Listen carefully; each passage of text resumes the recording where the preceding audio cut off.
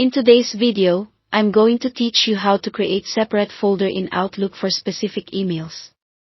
We'll use the new Outlook or Outlook on the web, and the steps are very similar in both, so follow along on whichever you prefer.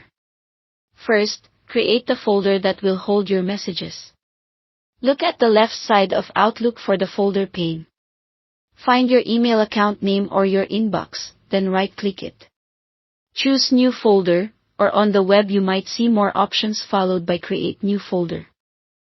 Give the folder a clear, descriptive name, something like Project Email, so you'll recognize it later, and press Enter to save.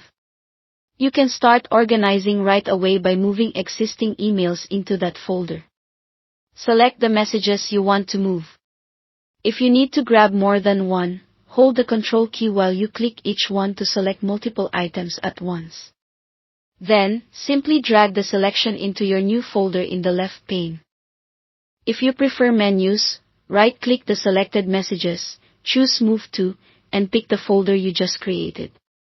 This is a quick way to catch up on older messages and clean up your inbox. To automate this going forward, set up a rule so Outlook files certain emails for you. Start with a message that matches what you want to organize. Maybe it's from a particular sender or has a recurring subject.